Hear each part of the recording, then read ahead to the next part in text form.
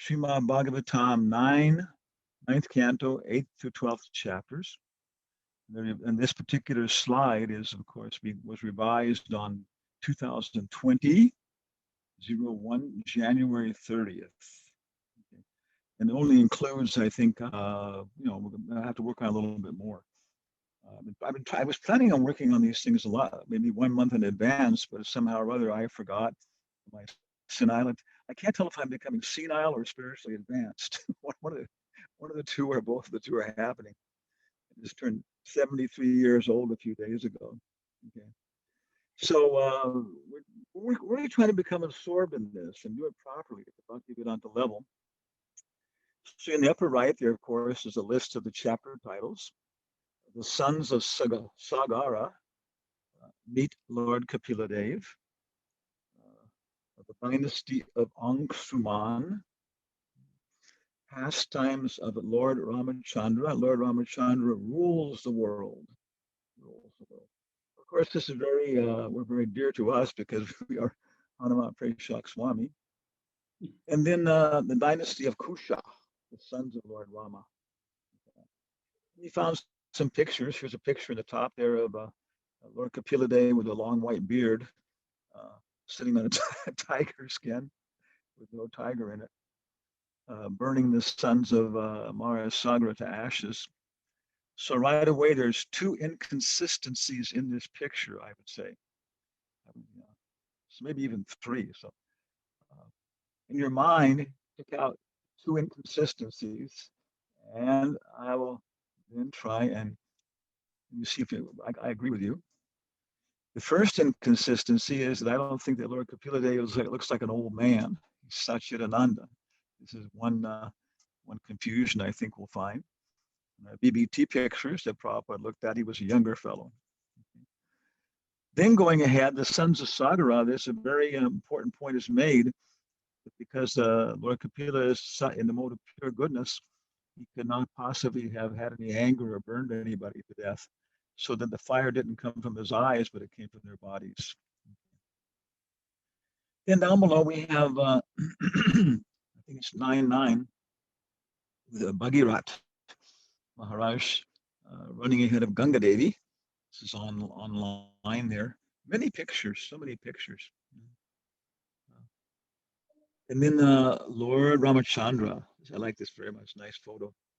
Nice picture of Ram. So that's what we're going to be maybe focusing on this particular aspect. Next slide. Okay. And here's also a little bit biography also. I guess on the left you can see there is our Swaroop. So now you know who's actually giving the class. Okay. And it's a monkey, chimpanzee dreaming that he is Hanuman Preshak Swami. Chimpanzee dreaming he's Hanuman Preshak Swami. We're also, our secular title is Professor Huber H. Robinson. And we are professor through honorary, causes honoris, Ricardo Palma University in Lima, Peru. This was awarded by the academic council and the rector and stuff. It's a substantial title. I can back it up. So it's nice though, preaching in this area. Hanuman Preshak Swami, Professor Huber H. Robinson. And he was born in 1948 on the island of Guam in the Pacific Ocean. My father was there with the Army Corps of Engineers, met my mother, fell in love, got married, and as soon as I could big enough to travel, came back to the United States. And my mother's side were all pioneers in Arizona, which is full of sunlight and desert. So I love sunlight and desert. When I was a little person, my roots were down when I grew up. So I love them. Southern California, Northern California. And then finally, I graduated 1970 from the University of California with the first place prize in psychology, the minor studies in biology and electrical engineering. Then it started a doctorate program in Chicago at Northwestern University. And how or other had the good fortune to have Donald Campbell as our mentor. He was president of the American Psychological Association. So after I got there, I said, it seems that, psychology and all these things, mysticism, that what we're learning from the Vietnam War and everything else is it is far more advanced in Asia. And he said, yes. He said, yes. If you have any manly character, you'll get out of this, career track. He said, you're not going to be able to do anything original until you're at least 40 years old. So if you really want to go out and try things out, then you should go ahead and just take a risk and go off. Okay, so I did that, and I worked with the Second City for a little while, which is was one of the best improvisational theater troupes in the United States. I was just an understudy, but I learned so much from that. And actually, practically speaking, I realized, and Jayaweta Maharaj was accepting, that what we're doing is Gandharva Veda, singing, dancing, and drama. Of course, Bhakti Rasamrita Sindhu comes completely out of Bharata Muni's, before Christ, classifications of drama and theater, Vibhava, Anubhava, these are all drama terms from Bharata Muni. And you can see a clear pathway coming right down to Rupa Goswami. So this is our yoga, singing, dancing, and drama. Drama. Okay, so then I was initiated in 74 in San Francisco Temple there by Prabhupada. Took sannyas in 84 from Bhakti Swarup Damodar Swami. And down below you see a picture of Prabhupada, picture of Bhakti Swarup Damodar Swami. And Nitai Gaur Sundar Das, who I'm working with so closely now. He's a disciple of Satsvarup Maharaj, but he personally met Prabhupada. And he's head of geriatric psychiatry here, where we are. So we became friends a long time ago. Bhakti Swarup Damodar Maharaj took sannyas. On the same day, I took a first initiation. It was interesting. And then through that, of course, I was working for a long time with the Bhakti-Vedanta Institute. And that led to a lot of work, which we basically haven't stopped. We're still progressing and trying to push the scientific Krishna conscious interface. And to facilitate that, in 2004, we started the North American Institute for Oriental and Classical Studies. So I don't have a PhD. I started it, but I was smart enough to get out at that point. But I am a professor.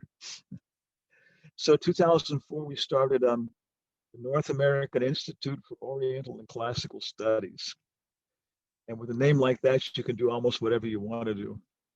And with that, with Radhika Raman is on our board of directors, Sri Dayananda Maharaj, advisory board, several good things. And we've done very successful programs. We did programs with the National Library of India. Mukunda Kam Sharma, Chief Justice of the Supreme Court of India, was there. Two former governors of West Bengal, High Court Justice. And so it was the contribution of ancient India towards making a better world. Now, and it was very successful in all the newspapers, everything else. So we've been able to do some very successful work through NEOS. And I can see it's 16 years old. And then my astrology, my physical body, and the mysticism all says I'm going to leave my body in 2024. I can see that physically. I don't know if my voice is going to be able to handle 2.5 hours a day. I got 2 teeth gone. My memory is going, my eyesight's going. But I can actually see, that these things that go away. There has been a lot of improvement by the unlimited mercy of Srila Prabhupada. We do so many stupid, greedy, selfish, petty things. Srila Prabhupada just stays in there, encouraging us, helping us move forward. Our webpage, you can see that there under the chimpanzee, is www.jayarama.us. And the extreme right is Carl Jung. In dialectical spiritualism, Prabhupada said that of all the Western philosophers, Carl Jung had the most sense, common sense. So we knew him, of course, a little bit from our studies in psychology in the university, and we took it up and investigated it, and we discovered that for us, I tried preaching in Boston for a while, but I saw that I could give a university quality introductory class.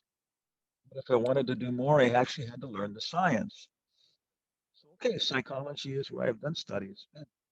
So we've been pushing with NEOS and everything else. a lot of work with Carl Jung.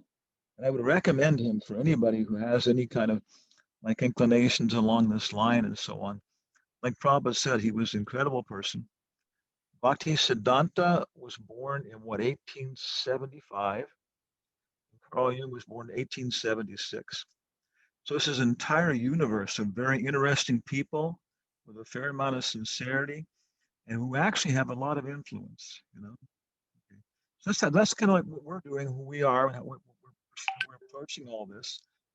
And of course, when we're talking to someone like Carl Jung, our whole process is to try and build a bridge between the world of his association, his realizations, which I think is basically Hiranyagarbha, what he was realizing, over to our side, which is the Bhagavata. Siddhanta Saraswati is quite equal with him, Rupa Goswami. So we have to be able to understand their language, their character, then take out of what Prabhupada gave us, the material which can be useful to them. Next slide.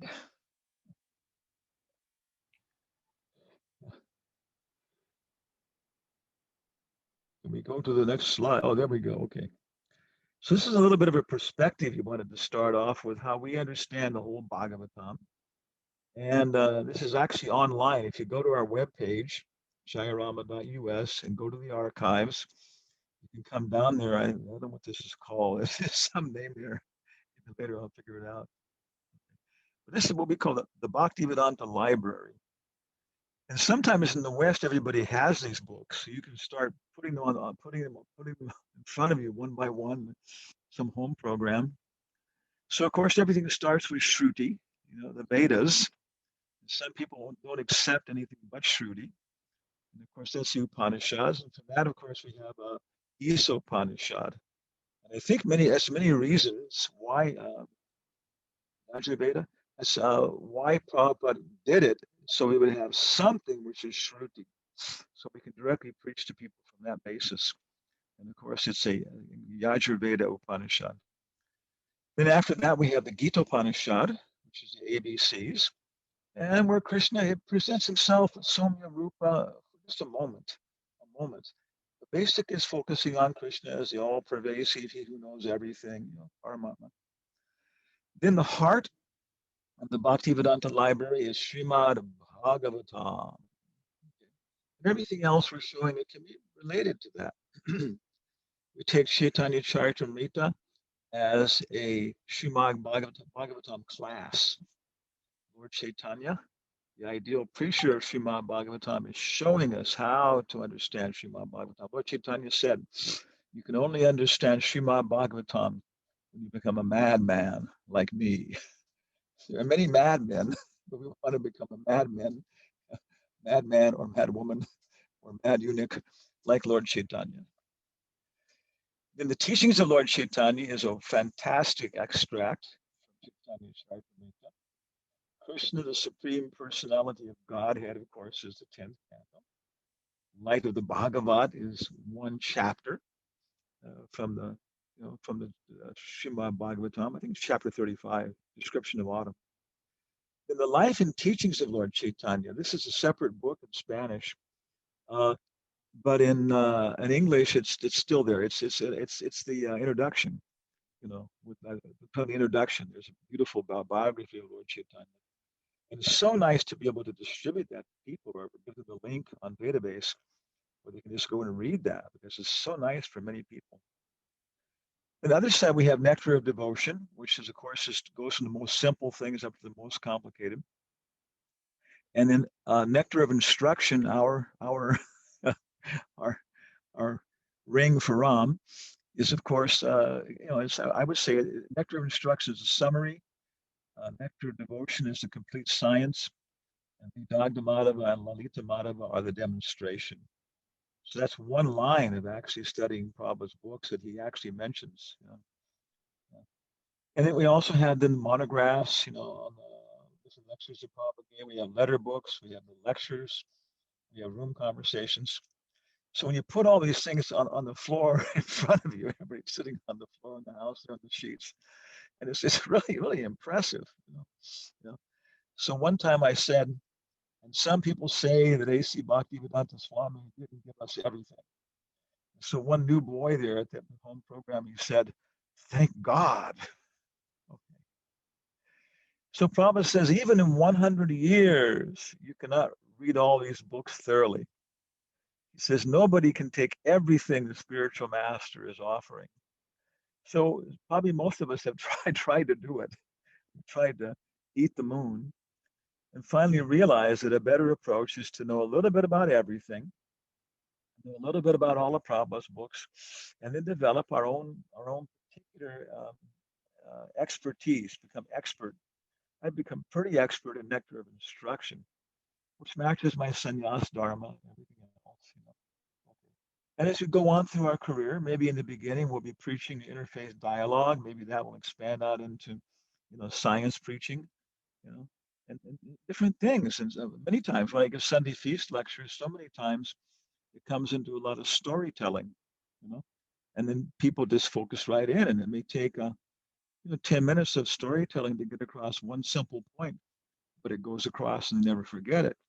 And then they tell the story also. So this is what we're taking as basically the Bhaktivedanta Library. So we're focusing on the 10th canto here, and on the 9th canto. Next slide. I'm not sure what I have here.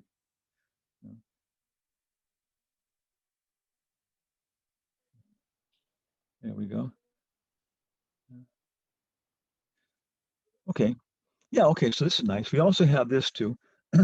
We have on PowerPoint, we have all these with, animations. So they come in, but I was terrified to do that with 10 megabyte upload. Okay. So then here's the 10th canto. Here's the Srimad Bhagavatam looking at it. The first two cantos are Krishna's lotus feet, and that's good enough for the cow. You see the cow over there. Cow is cow is our guru. Yeah. I don't know how many people like popsicles. Maybe you haven't ever had any access to them, but that's the Engine Suda Academy. We still accept popsicles. Yeah. So the cow there is relishing the lotus feet of Krishna. First two cantos. First canto is a preface. What is the purpose of the book? Under what circumstances is it being produced? What are the qualifications of the speaker? What are the qualifications of the listener, student? So all that's there in the first canto. In the second canto, then Sukadeva Goswami actually begins to preach. Om Namo Bhagavate Vasudevaya. So we're looking at basically from the red arrow there, from canto 3 all the way through canto 9 is all talking about the manus. It's a good way to organize it didactically why things are flowing. And then in canto 3, Satarupa and Swayambhuva Manu agree and they get married and they have children. And what are the names of their 5 children? Do you know that? Yes. Who's our chief guest today? Mayapur Institute. Maharaj. What are the names of the 5 children of Swayambhuva Manu? Maharaj, they are Devahuti, Akuti, and then Priyavrat, Uttanpad, and Prasuti. So do you see our little acronym there under Swayambhuva Manu? Yeah, DAP up. DAP up. Devahuti, Akuti, Prasuti, Uttanapada, Priyavrata. And they're in that order because that's the order that they're discussed. Maharaj Pariksha says, tell me about the children of Swayambhuva Manu. So first we have the Udi sisters, Devahuti, Akuti, Prasuti. And then Uttanapada and Priyavrata. And we'll see that the flow goes by taking them and their descendants all the way through the 7th canto, I think it is. Then Maharaj Parikshit asks about the other 13 manus. So manus 2 through 14 are discussed, and maybe 5 avatars. 5 specific avatars show up, maybe 4. Then now we're on Vaivaspata Manu, who are the descendants of our Manu, Vaivaspata Manu. And if you look at the big Bhagavatam, the hardbound, big desk copy now is coming out, 10, 12 cantos, whatever it is. I look in the back, and how many pages of genealogical charts are there? Does anybody know? How many pages of genealogical charts?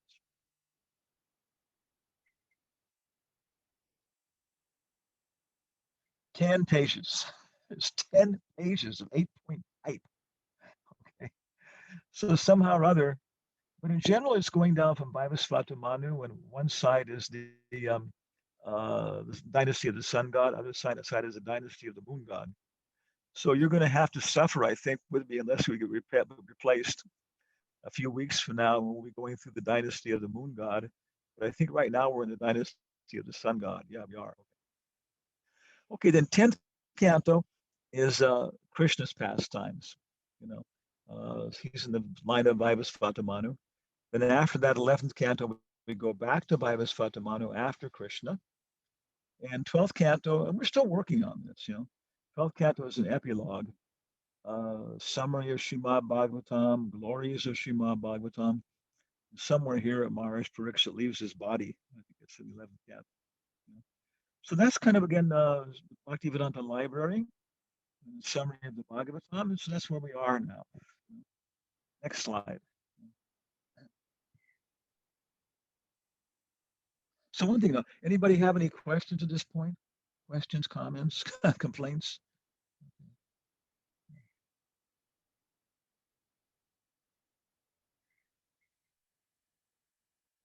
Everybody's okay.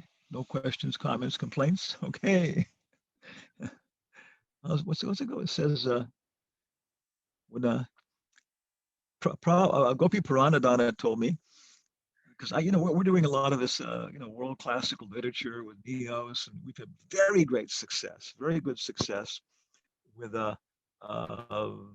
with this, attracting so many people, selling so many Bhagavad Gitas.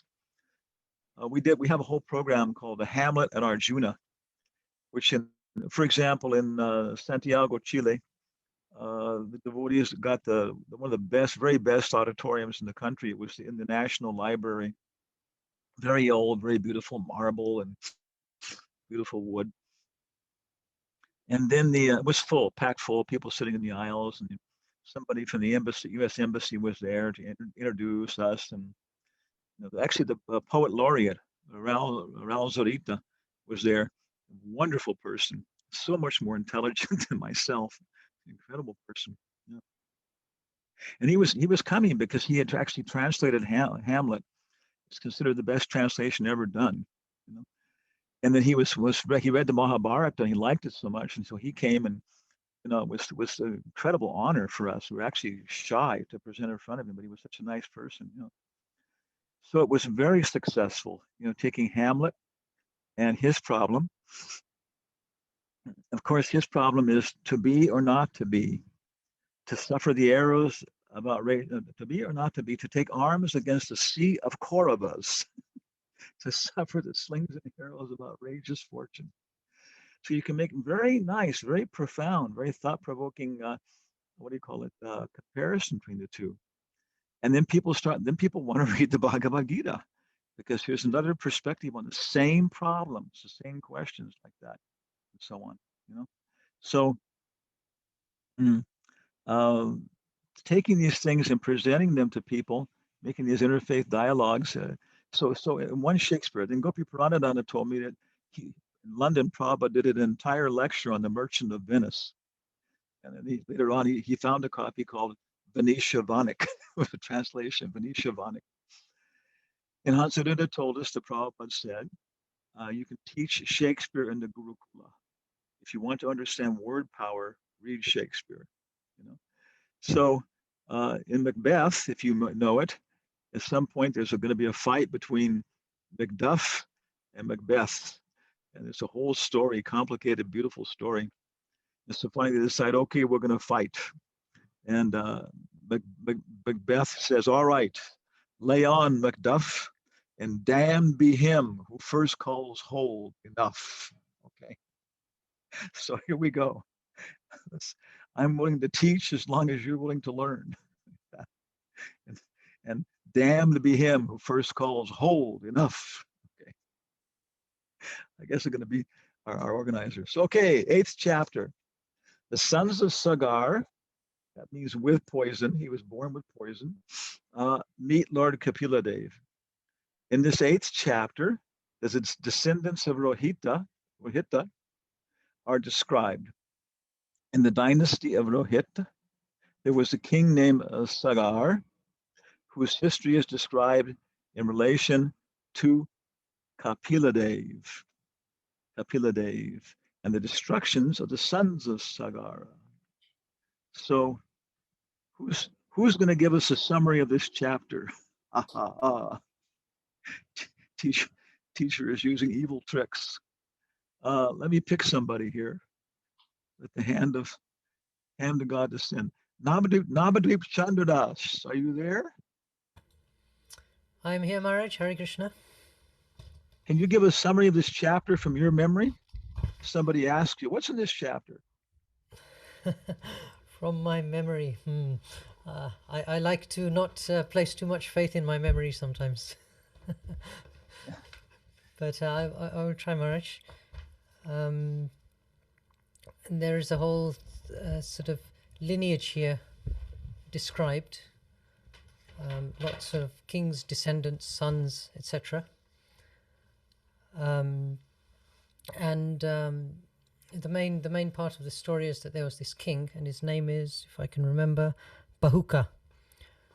And he went to the forest at the end with his wives, interestingly, because all his wealth had been stolen. And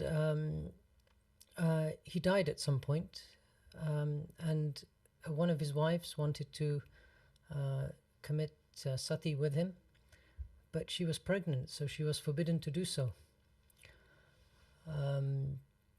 Now the other wives decided to poison her, or I think they were intending to poison the baby. So this is interesting. I was thinking this is similar to the story in Canto 6 of Chitraketu with his wives. But anyway, on this occasion the poison didn't work, and this son was born, Sagar, along with the poison.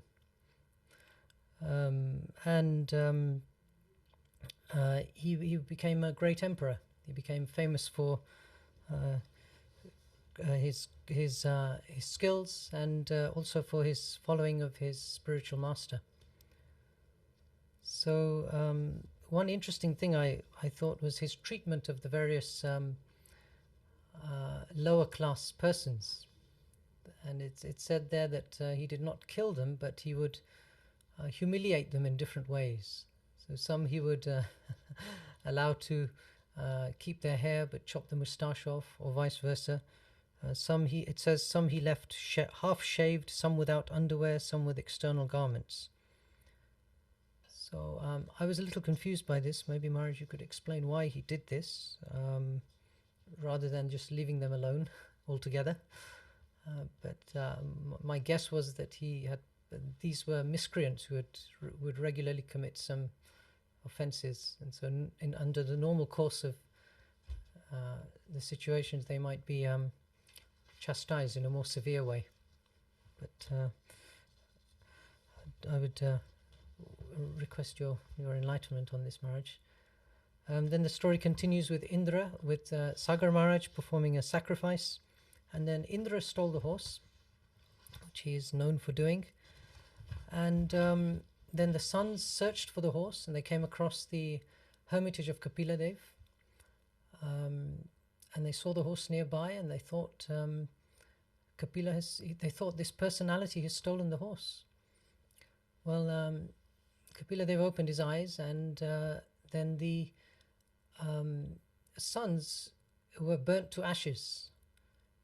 Now, Prabhupada writes in the purport that actually, as the picture shows, Prabhupada says it's not so much that fire came from the sage and burnt the sons, but that the fire in their own bodies became hotter, and due to the offense they had caused to this great personality, and therefore it burnt them to ashes. So that was interesting. And then there was one of the sons was left after this point. His name was Amshuman. I'm sorry, Maharaj, I'm a little confused with all the names. There's lots of similar sounding names, Asamanjasa and Amshuman. And anyway, eventually, Amshuman went searching for this horse, and he found it and received the blessings of Kapila Dev. And he offers prayers to Kapila Dev, and with his permission he takes the horse, and Kapila Dev mentions to him that actually all those of your forefathers who have died, who perished, can only be brought back to life by the Ganga. So that seems to start the next sequence of bringing back the Ganga. So that's all I understood. Thank you very much. It's very nice hearing all these stories. And was it the story of Vritasura? The story of Vritasura is in the Rig Veda, we understand. So to my comprehension, Srimad Bhagavatam is an anthology. So Sukadeva Goswami is just taking all these stories to illustrate these different points. I think it also mentions at the end that then Maharaj Sagar was able then to do his sacrifice, finished off the whole process, and then he was able to achieve complete perfection, I think, and in this whole section we're studying. One time we heard this point is that, excuse me, very few incarnations give liberation. Very few incarnations give liberation. Most of the demigods pray, they show up, they adjust the path of, we call something dharma, sakam dharma, and then the demigods thank them and they ask them if they're leaving. Thank you so much, and please now depart for your own abode where you'll be happy and let us. Okay. Yeah. So what to speak of love of God? Very unusual avatar. So as we go through here, it's saying they achieve the supreme destination. And sometimes it means, Vasudev, like that, So what's the goal of all these things? But in any case, you're describing, and what we kind of noticed was prominent in this chapter was text 21 through 26. Those stood out for us.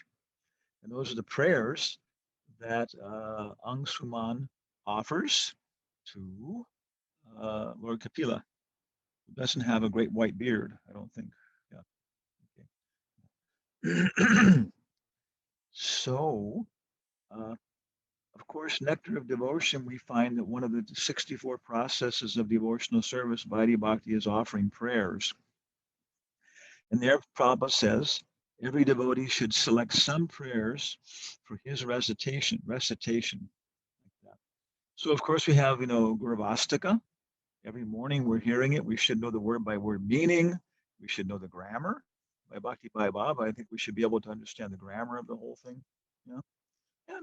Some people are advanced in some areas, some are advanced in other areas. Excuse me again. So, and then Prabhupada said there are many beautiful prayers in the Garga Samhita, and also in chapter 11 of the Bhagavad Gita, he says there. So praying and reciting prayers, I think, is a very important part. Entering into the perspective, this is illumination of the Lord. And we'll find many, many, many common things. I think you probably have recognized that many of the prayers start the same way.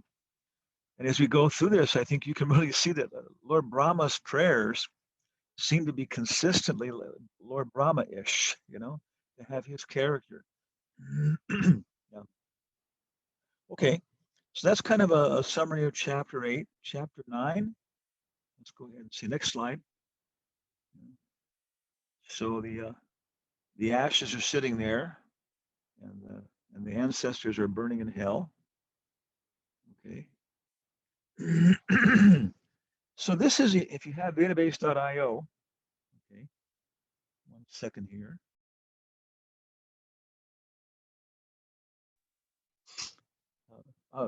We initiated Prahlad Nisringa. I won't call him my disciple. He's more advanced than I am. He's from the Czech Republic. Very nice devotee. And he runs the database.io, which is such a facility. You can put in your bookmarks. You can do the dual language view and learn the foreign language. But also you can look at the advanced view, which I did here, and I filtered it just for purports. And they actually edited it a little bit more, and these are the purports in chapter 8. There's 1, 2, 3, 4, 5, 6, 7 purports out of how many texts? 30. Yeah, 7 purports and 30 texts. So it's not very concentrated. Not very concentrated. Not all of those are even very big. But this is a nice technique if you're trying to look at for giving a class on a chapter. I do this to see how concentrated it is. We can see that 1 through 11, there's only 1 purport. 12 to 13, only 1 purport. 14 to 17, only 1 purport. It goes on down like that. And also we can see how many verses are cited completely. 1, 2, 3, 4. Okay. Each should, without opening your microphone, let's chant the verses cited in text number 21 together. Isha dvaisha samutena dvandva mohena bharata sarva bhutani samoham sargayanti parantapa. So one technique we're recommending is that when you're going through the Bhagavatam, don't just skip over the verses that are cited, but take the time to chant them, cover them, refresh your memory, the text, and even take a note and look those up in the evening in the Gita class or something like that. So if we do this, then we will automatically be refreshing and deepening our understanding of those Bhagavad Gita verses that Prabhupada and the Acharyas use. So Srimad Bhagavatam becomes, in Chaitanya Charitamrita, they become natural study guides, guiding us to focus more on those verses that the Acharyas are using. Okay. Next verse, that's 727. The next verse is 4, 10, 14, 29. Who knows what is chapter 14 in the 10th?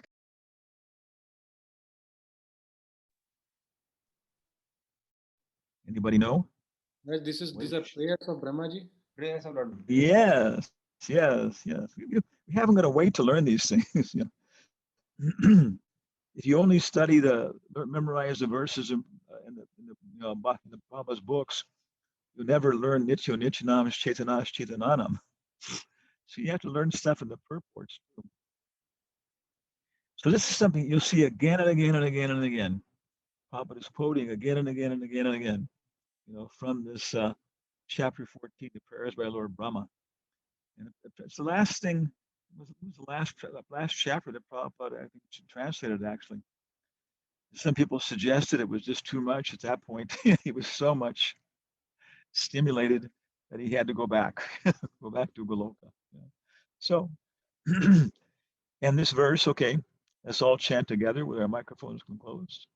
Tapite deva padam bujadvayo dvaya prasada leshanugrahita evahi janati tattvam bhagavan mahimno chanyameko picharam vichinvan.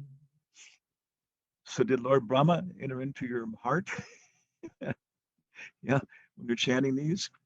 My Lord, if one is favored by even a slight trace of the mercy of your lotus feet, even a slight trace of the mercy of your lotus feet, Lord Brahma says, he can understand the greatness of your personality. I'm going to turn off my wind machine. Okay. He can understand the greatness of your personality. But those who speculate to understand the supreme personality of Godhead are unable to know you, even though they continue to study the Vedas for many years. So maybe Maitreya Muni was like this. What kind of bhakta was Maitreya Muni? Somebody who hasn't answered yet. Do they know? What kind of Muni was what kind of bhakta was Maitreya?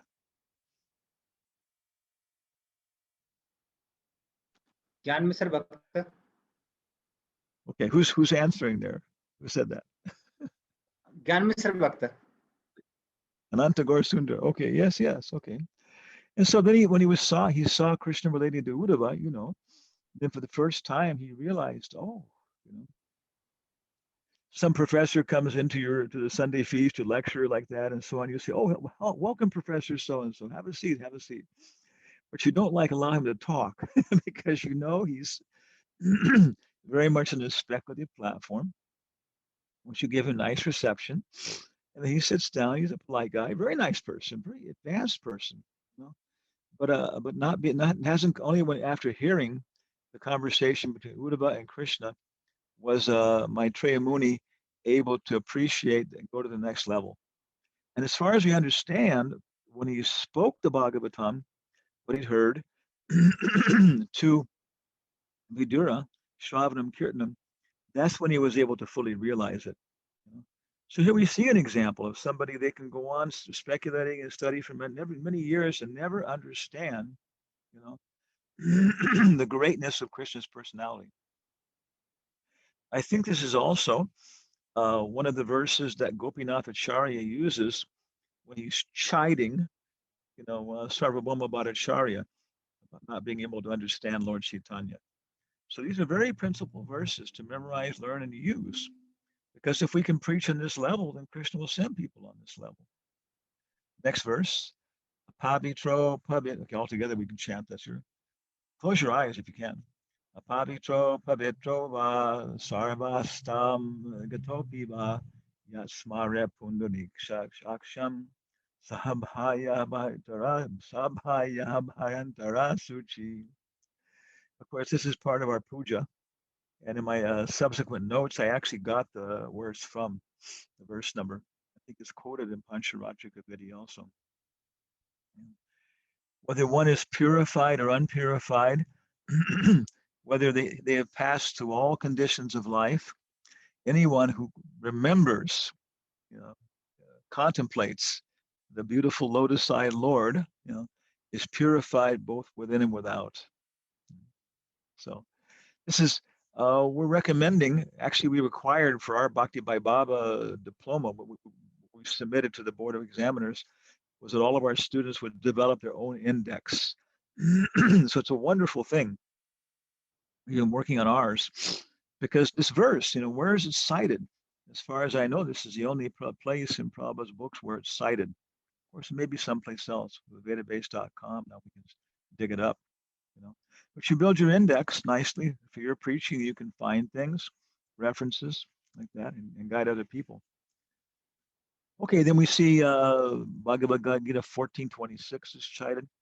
Gunan samati chaitam brahma bhuyaya kalpate. I can't remember that. See, my short-term memory is falling apart here. I can't remember the rest of it. It'll come back though. Okay. But of course, it's a verse to know. Sagun samati chaitam brahma bhuyaya kalpate. Abhicharena bhakti. Okay. Bhagavad Gita 245. Okay. Trigunya Vishaya Vashargo. And finally, Prabhupada is taking the time to quote the entire verse from the Stotra Rata. Bhavantam evanucharan nirantaraha prasantani shesha manoratantaraha kadaham aikantiki nitya kinkaraha Harshaishyami sanhata jivatam. By serving you constantly, one is freed from all material desires. This is Shimunacharya, and is completely pacified. When shall I engage in your permanent eternal? When shall I engage as your permanent eternal servant, and always feel joyful to have such a fitting master? So, what rasa is this? Shanta rasa. It sounds like lower dasya ras. In higher dasya ras, Krishna belongs to me. What's it called? Mamata. Yeah. In lower dasya ras, I belong to Krishna. Okay. So this is kind of what one thing we do sometimes to understand the chapter and look at it, put it together. taking advantage of the advanced view is very nice. So any questions at this point, comments, any other hints we can take up about using database.io?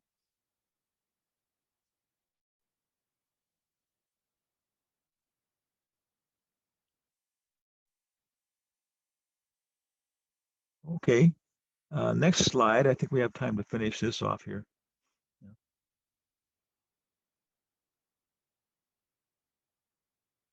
It's coming. Aha, okay, nice. Chapter 9, Dynasty of Angsuman. This chapter describes a history of the dynasty of Angsuman. Like Prabhu was saying, it comes on down up to Katvanga. And it also describes how Bhagirath brought the water of the Ganges to this earth. So a lot of it is just Leela. It's very nice Leela. It's just so nice. I mean, so many times you just sit down, you have one class, and you just read the translation. And so and the students have to listen. The people in the class, they have to listen. You can see maybe they're kind of moving a little bit to shake themselves from falling asleep, you know. But it's worth it. At the end of maybe like 45 minutes, you've read one chapter, and everybody is just feeling very nice, very satisfied. Remember, this is a nice place to get a good meal. Just read the translations in one chapter. And of course, if you know the purports, then you can read with meaning. In our drama theory, one of the best books I know, I recommend it for everybody, is Improvisation for the Theater. Improvisation for the Theater, one of the 20 best books I found in this lifetime, by Viola Spolin. And it's a whole book on drama theory, 20 chapters, 20 pages. And the entire rest of the thing is theater games that you can play to become an actor on the level of, what's his name? Some of these modern actors, I've forgotten all their names. So, sure. Yeah, Richard Burton, like that. And very good. And you can see many of the things we're doing in our yoga are actually, they're games. They can be taken as theater games for concentration, for development of character, for all these things like that. So the Bhagavatam is meant to be relished, to be understood, to penetrate it. You can read it, you can understand it, and then finally you can love it and teach people to love it. So this whole story coming down, and the Leela is there. And if we know the purpose when we're reading it, we can read it with meaning. In drama theory, this is called the subtext. Nobody pays like $300 for a first class seat, to hear the play. They can stay home and do that to buy the book. They go to hear the interpretation, the bhava, the attitude, the perspective, to learn how to love the conclusion of Vedas, to teach Bhakti-Vedanta. So you and I can say, to be or not to be? That is the question. But how do you say it? What is the realization? If Sir John Gielgud or Richard Burton says it, everybody's waiting. They're waiting in the whole drama for how he's going to say that line. Be or not to be? That is the question. Okay. Woo! Okay, hair stands on. So Prabhupada would tell you you're not the body. It would be a whole different thing than me saying Anama Prisakshwami saying you're not the body. Some of our students I see are young men. Devotees asked Prabhupada, he said, Prabhupada, one senator, one member of parliament, he was there and devotees were talking about it, he was helping them. And Prabhupada said, is he a young man? And Tamal Krishna Maharaj and Bhakti Swami, everybody weren't exactly sure what they answered. And Prabhupada said, 40, 50 years old, that is young man. 40, 50 years old, that is young man. So if you tell somebody who's 75 years old you're going to die, he says, yep. You tell somebody who's 40 years old, they go, yes. You tell somebody who's 16 years old, they say, yeah. So it's the purport, it's the subtext. So we can read the stories, and you can have time, we can read them. They're so exciting. Bhagirati Maharaj on his chariot going with Ganga following. And we can make all these things. We have to make all these things into wonderful dramas. We have so much work to do. But what I picked out in this, again, were prayers. And the prayers, especially to the Brahmin lady who was, who was caught in this very sort of compromising position, and then praying to Saudas, who has adopted the character of a Rakshasa, to not eat her husband at this time. Her prayers are nice, very intelligent, worthy of contemplation on this intellectual level. And then Mars Katvanga, so much of the chapter is about him and his character. We're coming to time for a break here.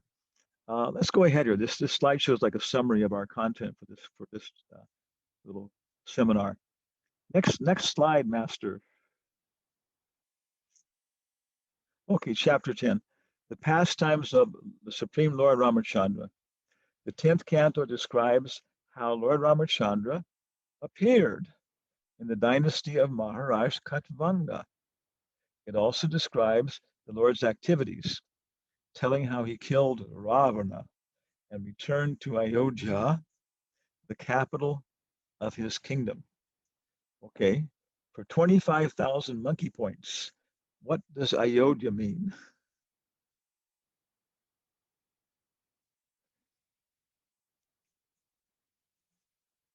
Dun, dun, dun, dun, dun, dun, dun, dun, dun, dun, dun, dun, dun. Bah. Okay, nobody gets the monkey points. I think Ayodhya means to fight. So as I remember, it means undefeatable. Ayodhya. It's the name of the city. Ayodhya. It cannot be defeated. Yeah.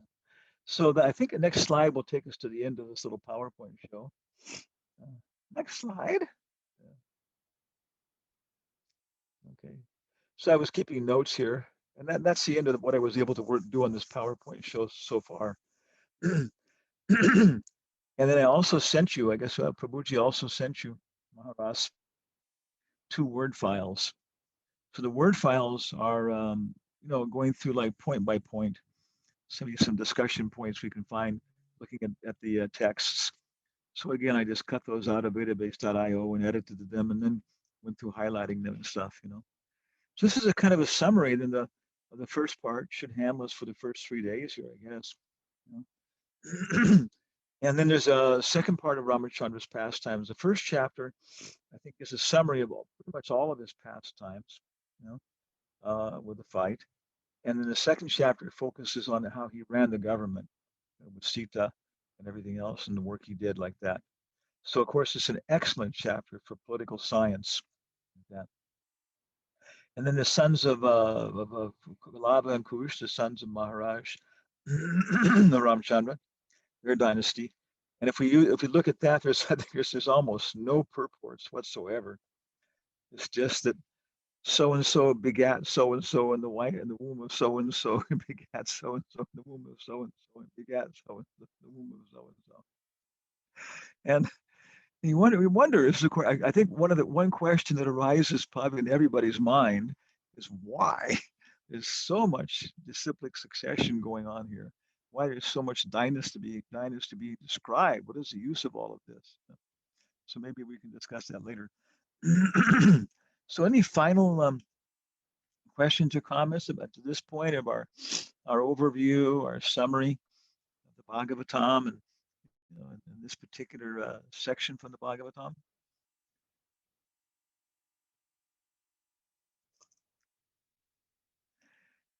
Okay, so maybe again following Bhakti Chaitanya Maharaj's program, it's what do you call 5:36, 5:35. So what? We try and come back in 10 minutes. 5:45 my time. It's 4:30 in the morning here. So 5:45 is okay. We'll be back by then. 10 minutes or so.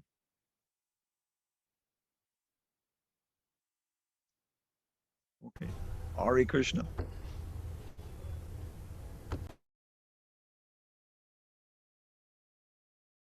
And you should probably know the word word meaning for the full morning program. Mayapur, Maharashji, how many years have you been a devotee? Maharaj, I have been trying to be devotee for 15 years. Okay, so that means you've come to Mangalarti something like 4,500 times. do you know the word by word meaning of the Gurvastaka? Maybe Maharaj, not fully, maybe 90% of it. Slow learner. Yes. Yeah. We're going every day.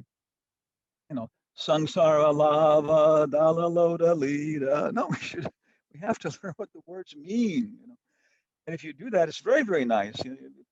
Different people are different. Some people, very simple. They can't learn anything, but they don't know. Prabhupada says 2 mantras are enough, Panchatava and Hare Krishna. But if you know those well. So, learning what the word by word meanings of the morning program, and then start to pick up the grammar. There's some very, very nice little grammar books available in ISKCON for just a little bit of education, and you can start to see how things fit together.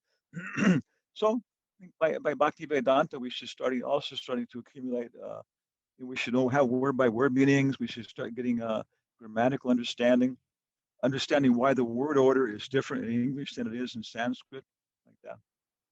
Okay, so if we go now, can you open the first word file and show that? Can you share the first word file? I'll do it here too. I have it here already. Yeah, there's that. Om Namo Bhagavate Narasimhaya. Yeah, it's Srimad Bhagavad SB 9.8. That's what it says. Something. Yeah.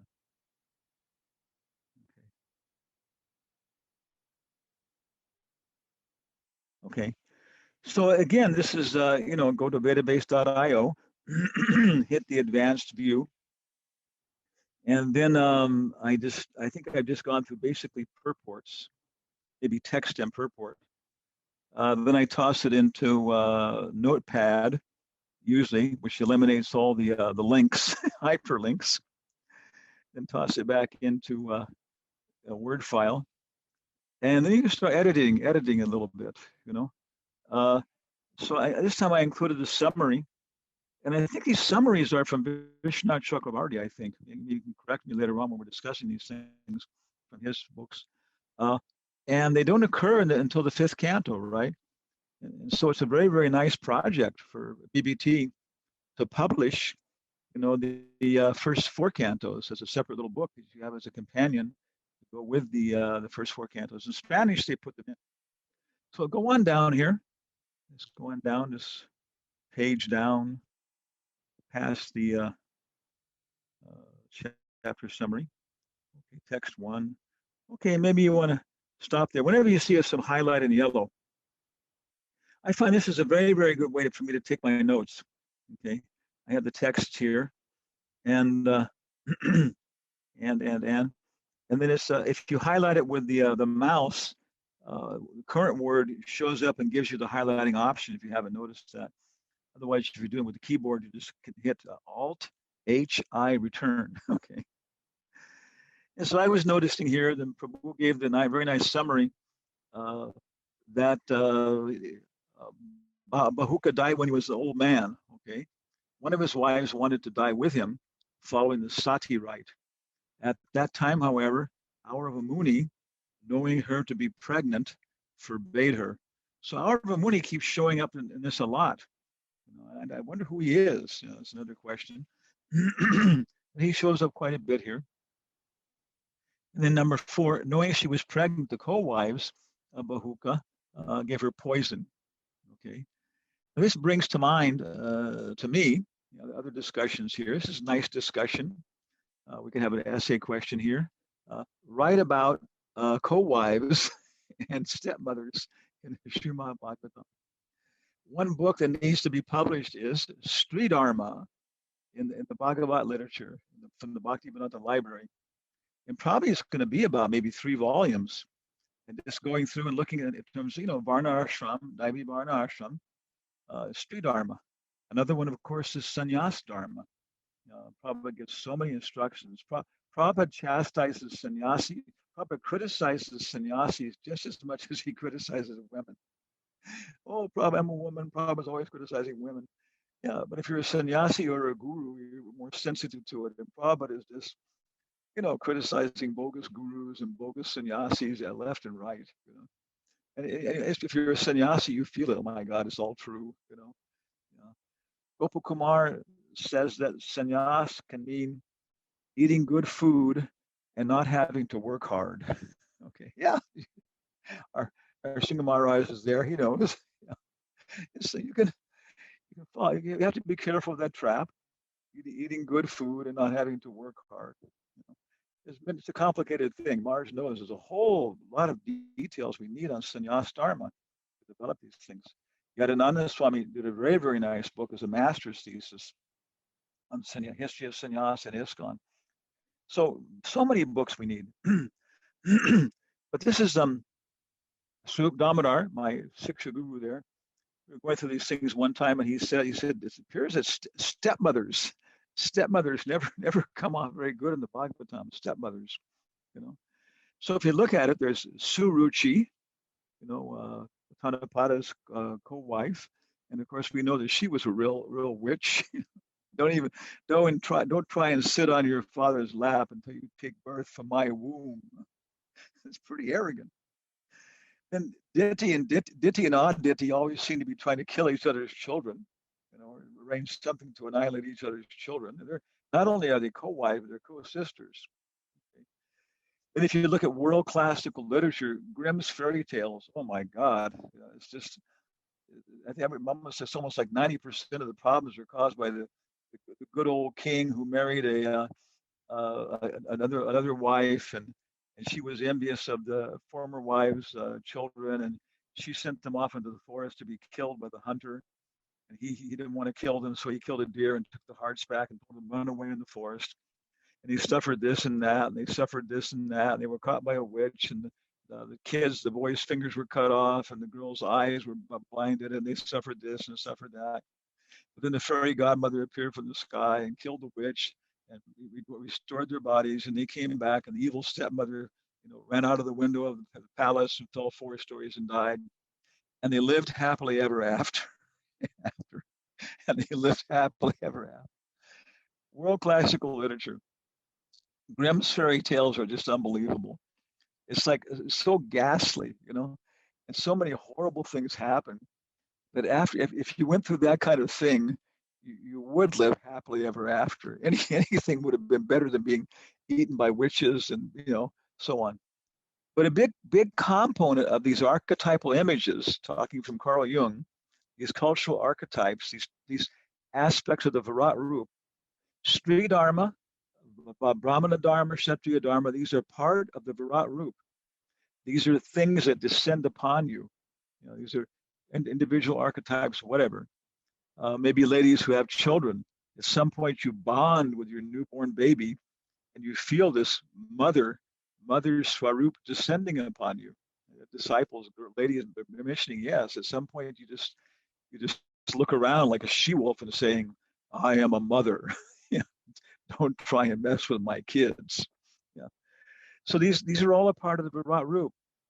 And so there's so many lessons we're hearing so many lessons in Daivi Varna Ashram Dharma. I would say most of the Bhagavatam is Daivi Varna Ashram Dharma.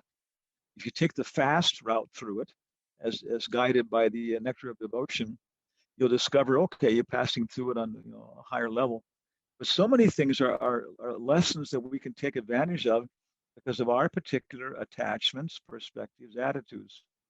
So this whole story of Suruchi, Diti, Aditi, Grimm's fairy tales, Cinderella, maybe it's one of Grimm's fairy tales, stepmother, and then Kekai, we'll see that in the Ram Leela, and then of course right here, all these stepmothers, or I guess they'd all be stepmothers. Maybe they were envious because okay, she's going to have a son and we won't. Us people in these accursed male bodies can't understand many of these things. When we're doing this Bhakti by Baba and Bhakti-Vedanta together with, in South America and North America, it was so interesting that the ladies were looking at it from a lady's point of view. when Ashwatthama was being chastised, they were looking at it from Draupadi's point of view, and some very nice realizations were coming in. Arjuna says, "I'll cut his head off, and you can stand on it and take your bath." You know, so some of the ladies were laughing and saying, "Well, she doesn't want him to do that, but she wants to hear him say it. And she wants to hear him say that. You know, yeah, but she probably won't do it. She doesn't want him to do it."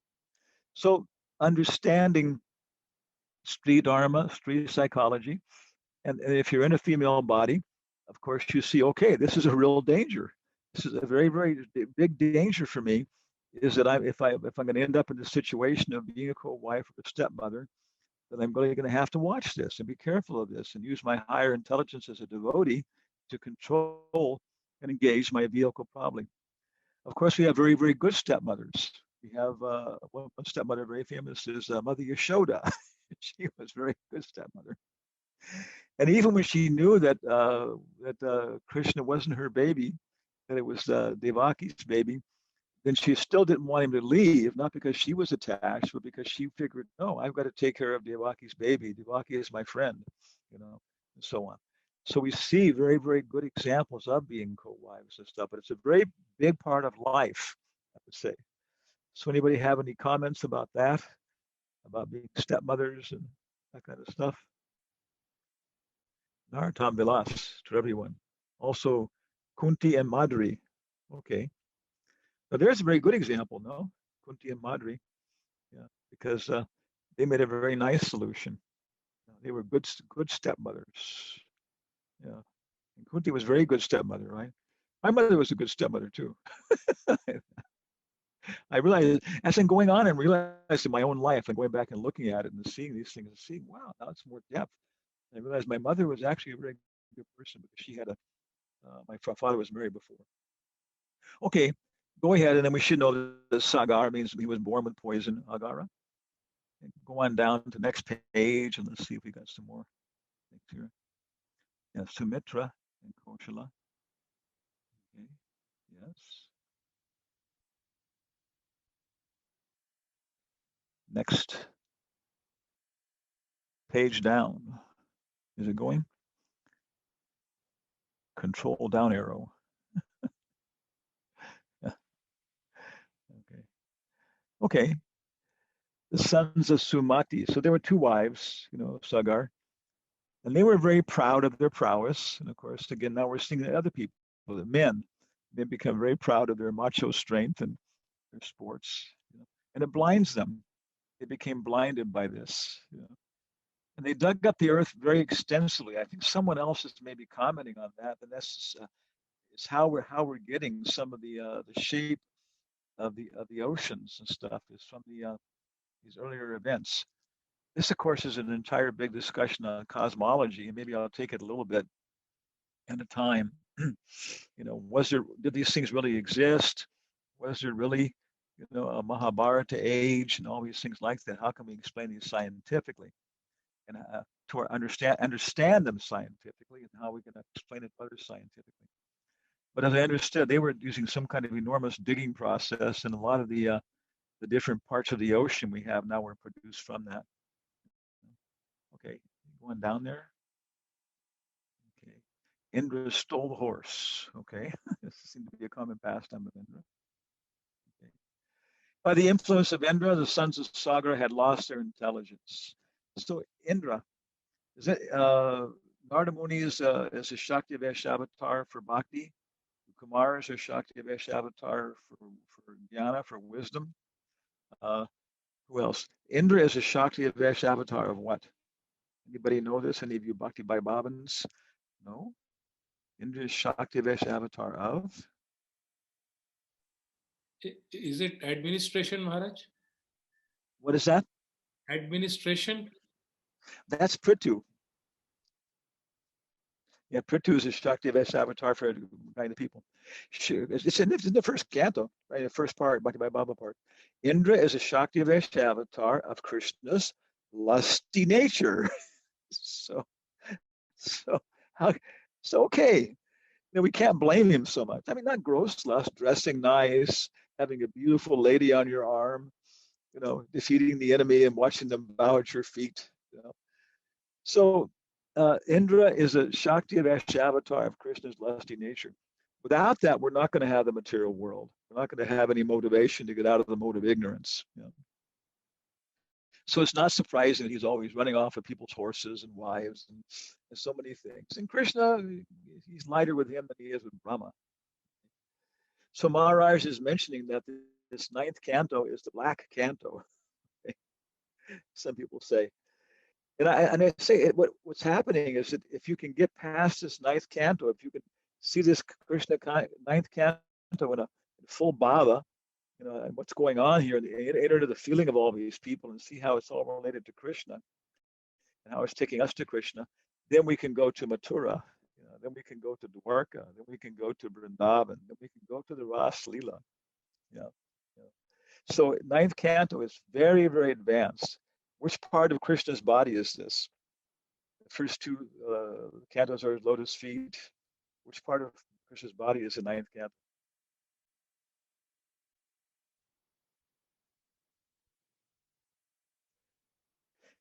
His throat. Okay. So page down.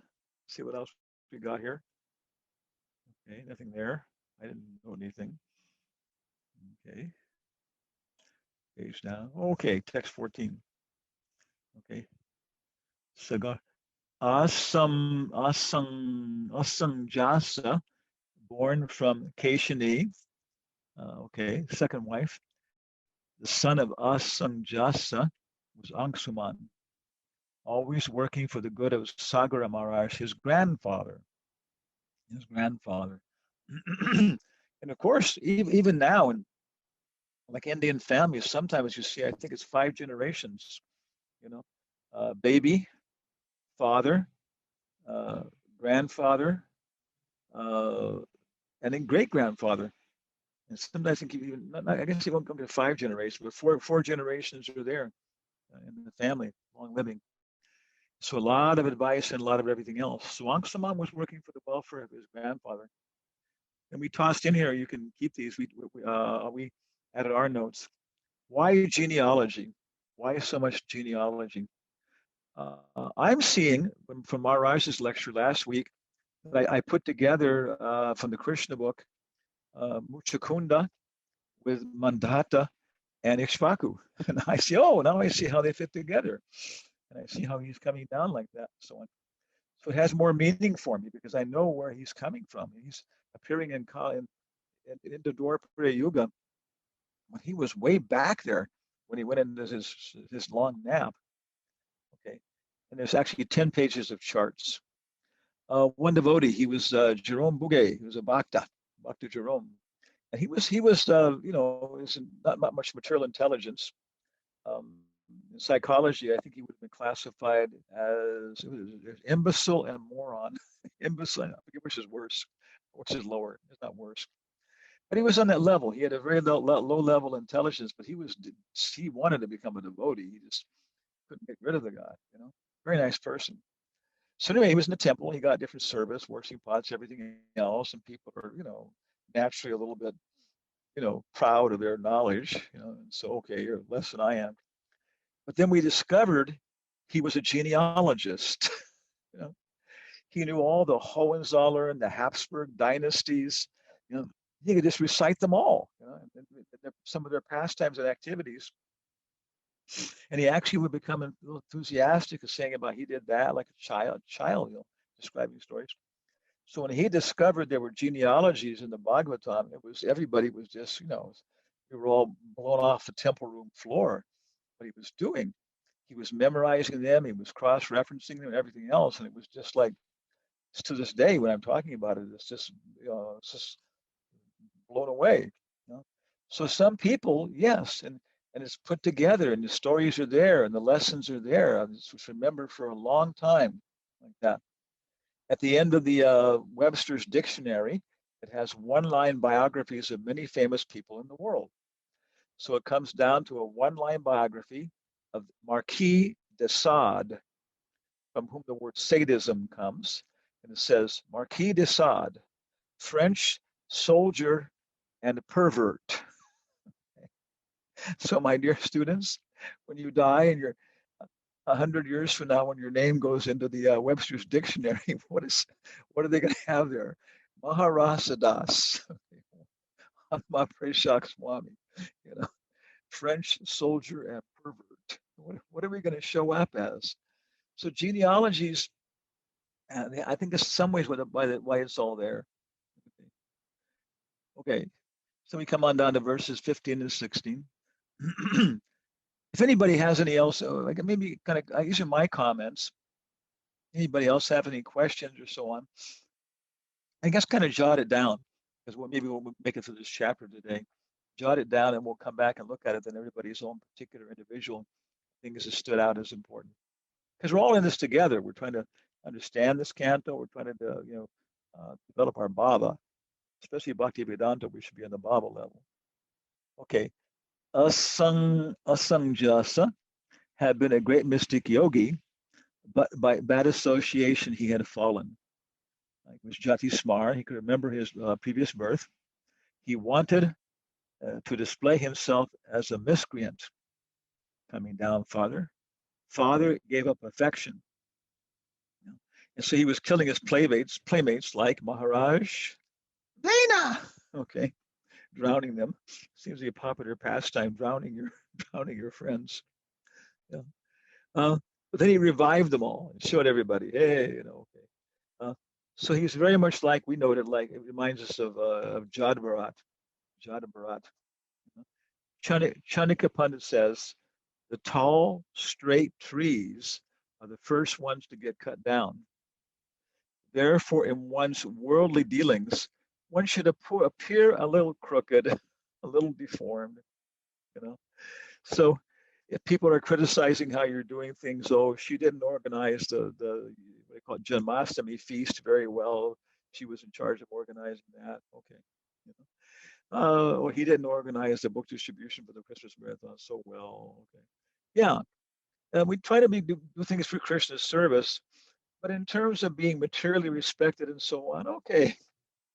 Just like Jabarat and Maharaj Asang Jasa, they adopted the same strategy of letting people criticize them, see their faults, tossing a little fuel in the fire, and then nobody bothered them. Nobody tried. Bhaktisiddhanta Saraswati, what did Bhaktisiddhanta Saraswati do to avoid becoming materially successful in terms of this?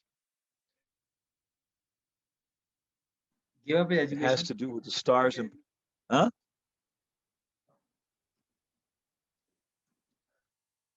It has to do with the stars and planets. He was a brilliant student of cosmology, but he gave it up, Maharaj. Astrology, yes, because he saw this would lead him right into a material life. He was offered the chair of astrology at Calcutta University, something like 25 years old or something. And usually you're not even offered this until you're at least 64 years old. So it just shows, right, show what a brilliant person what he was. But he gave up these things, just like Maharaj Asam Jasam. And after he calmed everybody down and showed him he wasn't a bad guy, that he left. Okay. So come on down, next page there. What do we got here? Okay. Yeah. So Angshuman was the grandson of Maharaj Sagar. But Maharaj Sagar was still doing fire sacrifices, everything else. So we have to appreciate this as telling us that these are multi-generational families all at the same time. What's his name? Dinabandhu from Vrindavan Dham. He was talking about the Hindi movie of Dhruva Maharaj, some Purana, and it shows Swayambhuva Manu coming in and talking to Uttanapada, who's his son, and he's the long white beard and all this Indian stuff.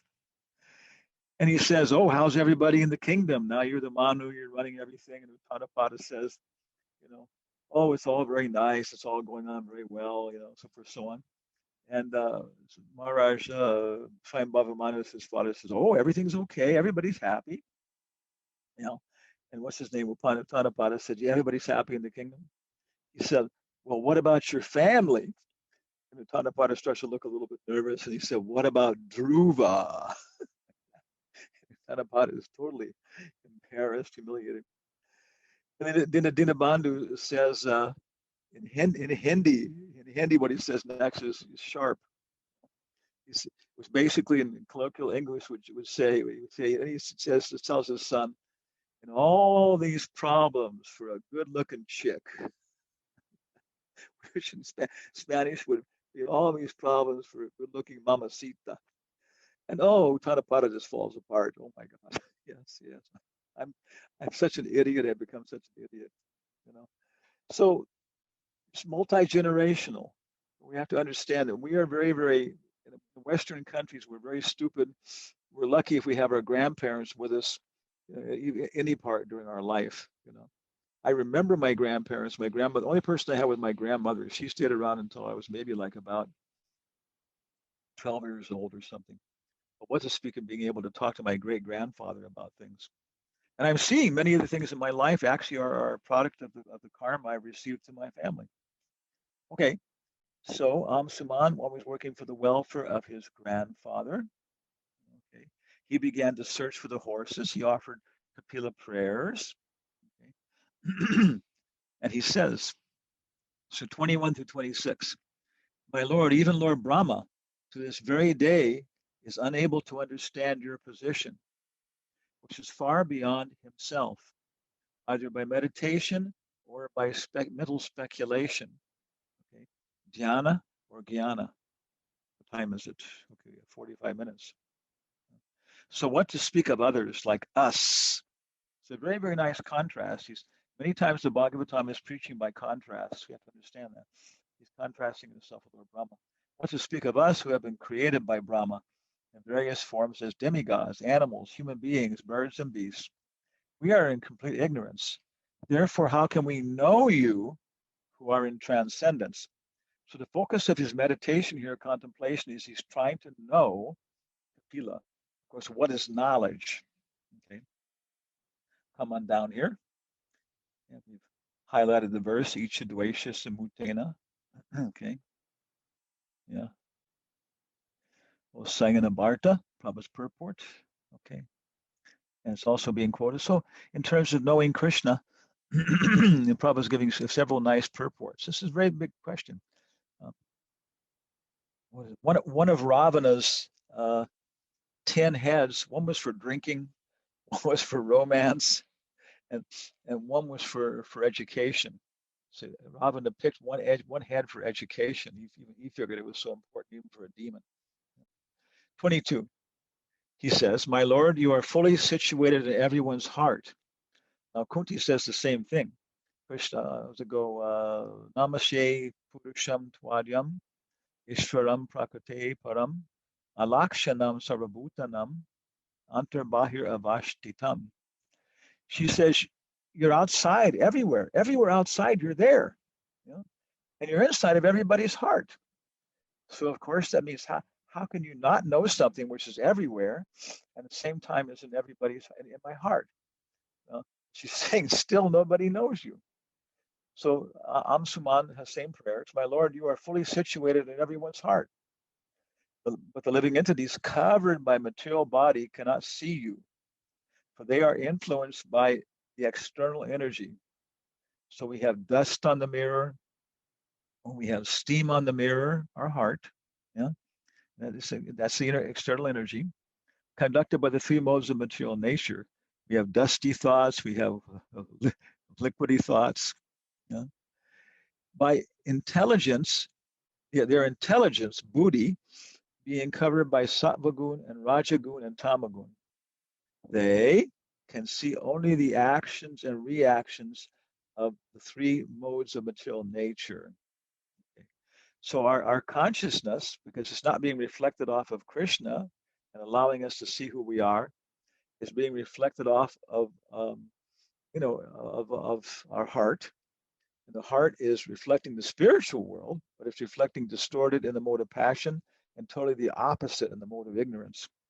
If we're in Shuddha Sattva, We have an accurate reflection of the spiritual world. You know, we can't turn around to it. It's kind of like Shantaras, maybe. You know, but then we can turn around and join it and start to participate and shoot Sattva, free from any passion and ignorance. You know? Okay, so that's why we're covered, and that's why we cannot see Krishna. We cannot see Kapila Dev. You know? My Lord, you are fully situated in everyone's heart. Okay. Next verse, 22. Okay, Prabhupada says here, he says to keep ourselves, back up there. I remember what it was. Prabhupada is saying that to keep ourselves, this is why he said we should bathe. To keep ourselves externally clean, bathe 3 times daily, internal cleanliness, chant Hare Krishna. So yeah, this is very, Prabhupada mentions it also. Those who are spiritually advanced should bathe 3 times a day. For the bathing, of course, it cleans off the perspiration, these things like that, and other things extruding from the body, clean it all off. But also, if you're bathing in cool water, it cools down the fat and the muscle. And you can feel this when you're bathing properly. You can actually let it penetrate and try and take advantage of this. And it gives a very good massage, deep massage into your muscles and your fat. And of course, female body and male body react to this differently. You can kill yourself by taking too cold of a bath and stuff. But in a healthy fashion, you're doing this, and afterwards, all the blood goes back into the marrow and the brain. And of course, then you're refreshed. Stories of Prabhupada doing this just to refresh himself, wake up. So taking bath is not just to clean the external body, but also it is to clean the prana in the body. And by chanting, of course, we can cleanse things even more until finally we can actually cleanse the chitta. Okay. Let's go down some more. Okay. And the Prabhupada says, then one day it will be possible to see the Supreme Personality of Godhead face to face. Face to face. This is this. He said, it's guaranteed. Prabhupada said, this is guaranteed. Don't worry, it's guaranteed. Just go on with this process. Punja kriti kriti. You're acquiring mountains of punja. You're acquiring heaps of pious activities by associating with devotees, by bowing down. It's accumulating. And one day, Prabhupada says, you will see Krishna. But is this a post-dated check? Oh yes, worship me, you'll get this. Do this, you'll get this. But no, because we're seeing every step along the way. The map is given to us. You're starting here at first initiation. You're ending up there at Uttama Adhikari. That's the promise. We promised this. If you chant your rounds and follow principles properly. And then we see Adorshada, Sadhusanga, Anartha Nivritti, Bhajana Kriya were initiated. And we see Anartha Nivritti, yes. Nishta, yes. Ruchi, yes. Okay.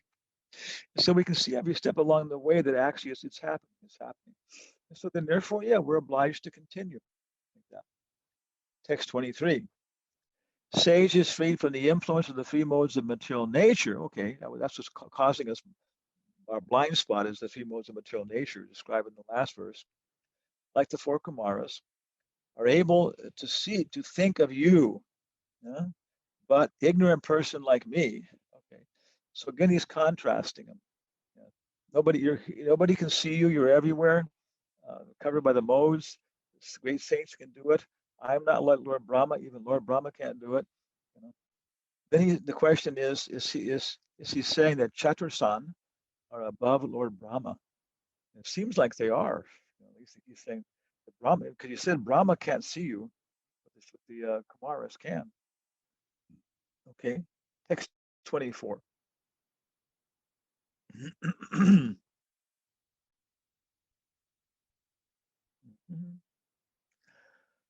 All the material nature is your creation. You are unaffected by them. Therefore, your name is transcendental. Okay, you assume a form to give us Bhagavad Gita. So here we see a little summary of you saying that, why do you even have a material form? Because you come into this world to come on a level where we can appreciate you. You present Bhagavad Gita by coming down to our level, which is intellectual. One who studies this Bhagavad Gita, O Arjuna, worships me with his intelligence. You come down to a gross form where we can appreciate your form and experience it. So Krishna incarnates as the form of the deity. Prabhupada says the form of the deity, the Archa Vigraha, is not eternal. It merges into the more original forms like that. So we become very attached to a certain form of the deity, but it's because of our particular material attachments. You know? Yeah, Krishna's coming in a form, and so he'll keep shaking that up, but we start to see the deity's real transcendental form, like Shakshi Gopal. Shakshi Gopal could talk to Gopal. You know? I'm sorry, that the Brahmana boy could talk to Shakshi Gopal, and he could see him every night. Yeah. So, but then but that takes us then to seeing the subtler form, the subtler form, the subtler form.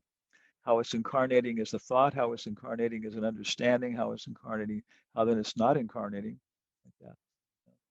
Okay, so that's why he incarnates, you know, and he's not influenced by the modes of nature, even though he appears within them. Okay. And then Prabhupada's quoting down below here, we have Mano Ratenasati Davato Bahihi.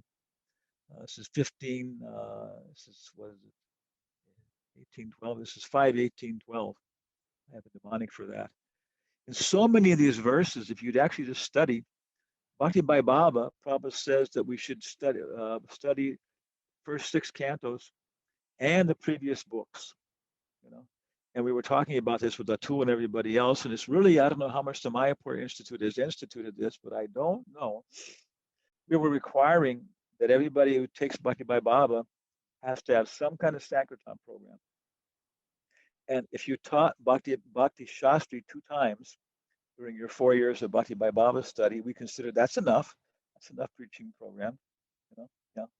Yeah. So, and of course, if you teach Bhakti Shastri while you're studying Bhakti by Baba, then you read Surrender unto Me, you read Waves of Devotion, and you can enrich your Bhakti Shastri studies because you know these things. You're teaching them like that, you know. So probably very much. So Nectar of Instruction, okay, it's such a deep book. Any book is deep, but if you take it, it's so deep. You know? So what we're doing is that, you know, Bhakti Shastri, you just go through and read it, study it. Bhakti by Baba, then start looking up the citations. And you discover that those are not ordinary citations. The citations that Prabhupada is using, that Bhaktisiddhanta are using, are the clave, what's the word in Spanish, the essential citations that the acharyas use to amplify the points that are being taken up in summary in Nectar of Instruction. So we're doing this. We're actually going to try and publish a little Nectar of Instruction commentary like Waves of Devotion for Nectar of Devotion. And we have all the citations listed. And so if you use it as a study guide, it's a fantastic, you know, Vaishnava verse book. It's a fantastic study guide to all of Prabhupada's books, all of our literature. The Nectar of Instruction covers everything from how to control your tongue up to Radhakund. Yeah. So this is one of the verses that's quoted there. And if you just memorize the verses and refresh those that are in Bhakti by Baba, I mean, from Nectar of Instruction, everybody will consider you're a very good scholar. Yeah. Yeah, because these are verses we see again. This, of course, again, I've learned I've got a mnemonic device to memorize the verse number. It's 5:18:12. It's right near there. 5:18:12. Mano retinasati dhavato bahi. Everybody else is on the chariot of the mind, except the purified sages. 25. He says, O Lord, those whose hearts are bewildered by the influence of lust, greed, envy, illusion, are interested only in false hearth and home. In this world created by your Maya, attached to home, wife, children, they wander in this material world perpetually.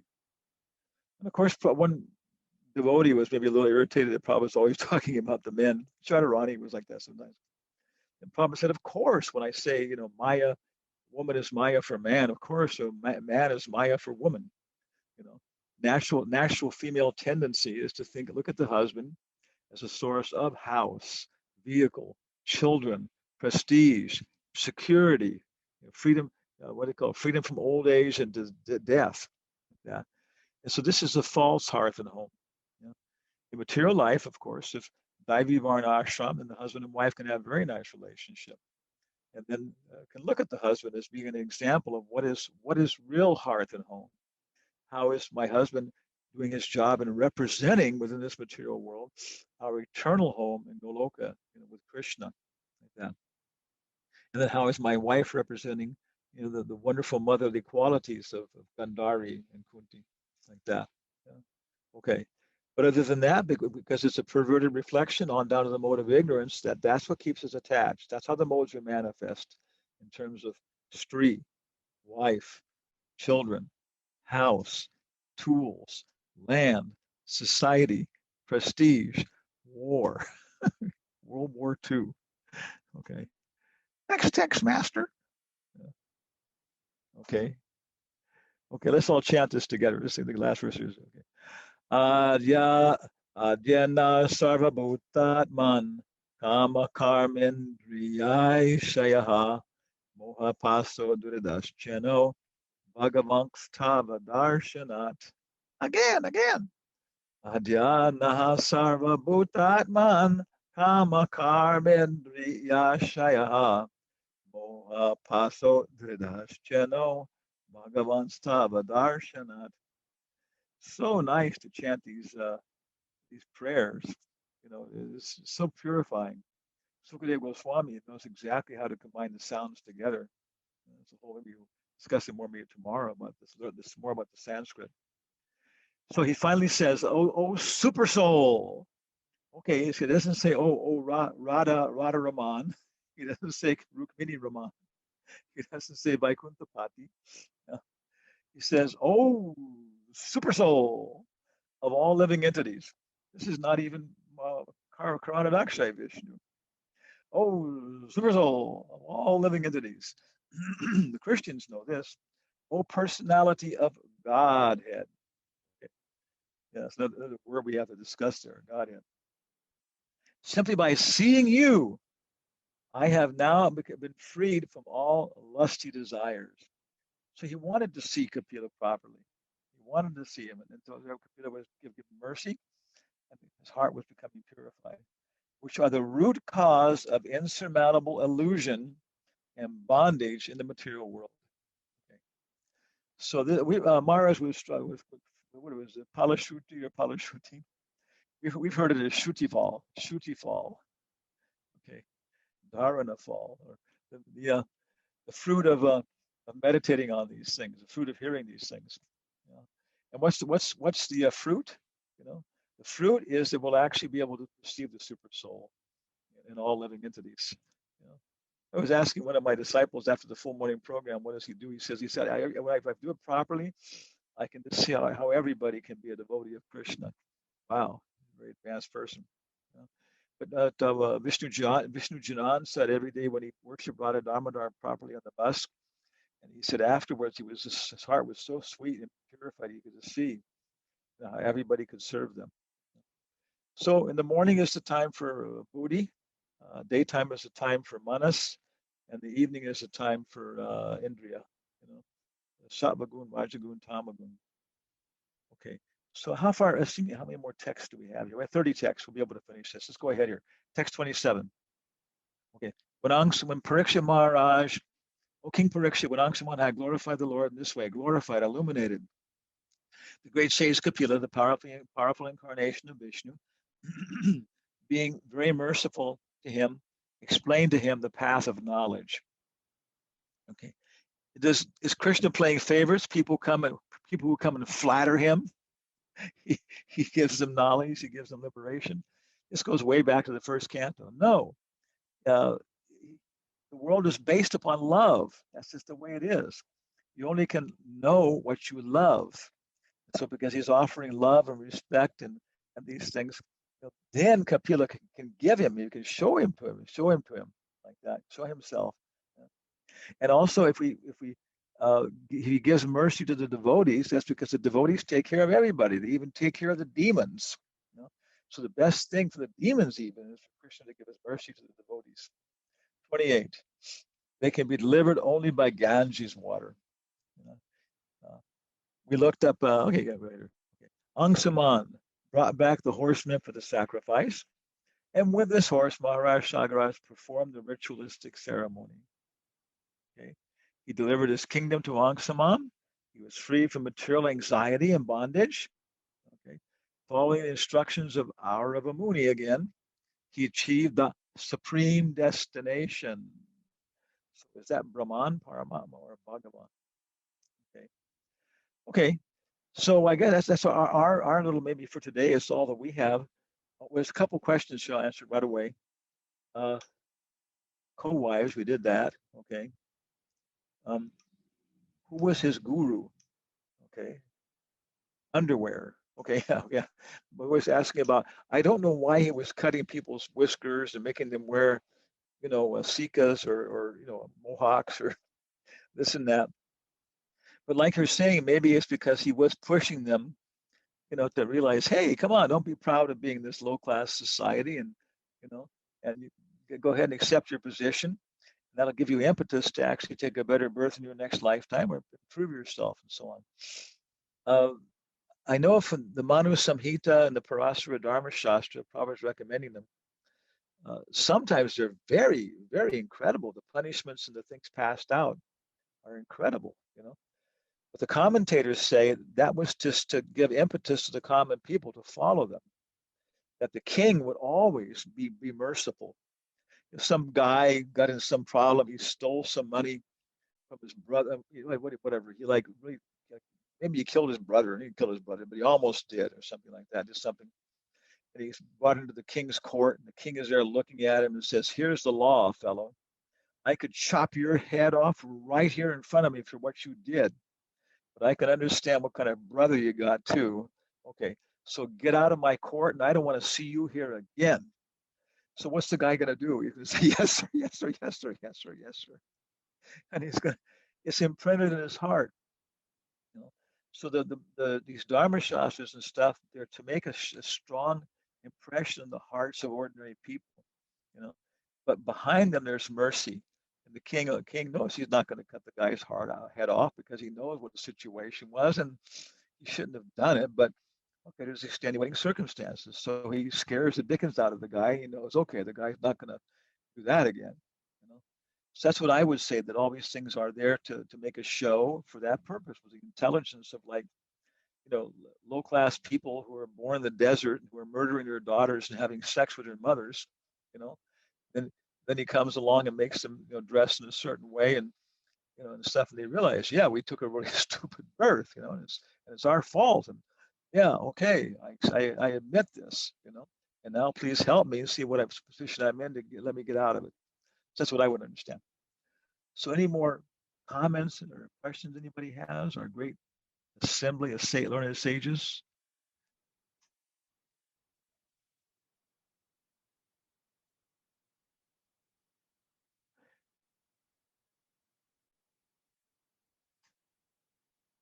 Everybody's quiet. Somewhere in the distance, a dog howled.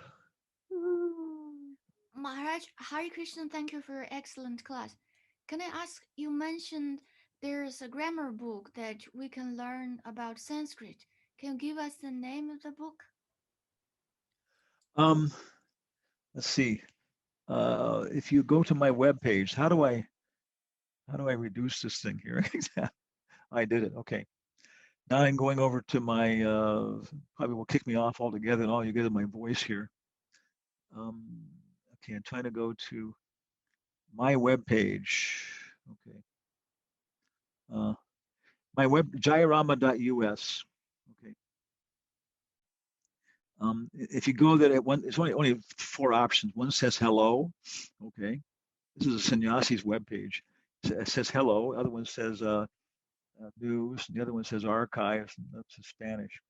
So if you go to the archives and you look it up there, I'm doing it right now. I'm going to jayarama.us. Okay, should load easy. That quickly. I go to archives, loaded that, a little description. I go into the archives, and let me see where it is. My archives are not a complete mess, but there's something like that. It's in here somewhere.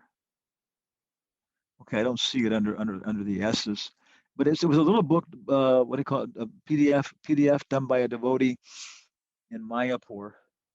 And anyway, it's in our archives someplace. Like, I'll try and find it. You know, Solaris Dixon Stone strategy. You know. Okay, so I don't see it right away. You know, but it's in there. It's a little PDF file like that. And one devotee, Amogalila, a disciple, he was in Berkeley studying, you know, graduate theology, everything else. So I showed it to him in the morning one time, and I felt very ashamed because he stopped chanting his rounds during the japa period. He sat there looking at the whole thing, and he came over to me astounded, and he said, "This is so incredible." You know, he said, "You know, this is it doesn't it doesn't cover everything, of course, but he said it covers everything in a summary." And I see myself that after you go through it, you can see the conjugations, you can see so many nice things like that. I'm trying to see if I can find it right now, but I'm pretty sure it's here in the. Okay, maybe it's under ABC. Many strange things here in the archives. Suda Academy. Maharaj, is it Harivenu, Sanskrit Harivenu? That's the one. It's a short, the small one, right? Yes, it's in your archives. If I just find out how to get back to it. Yes, on that page, just below the pictures of the library and the boy reading the book, there's a link, Jairam US/archives. If you click on that, it comes up. It loads the directory content, and in there, if you search for Sanskrit, it pops up. Is it right here in this list? I don't know if it's on the front page. No, it's not there. If you have to click that little link. The first link? This link?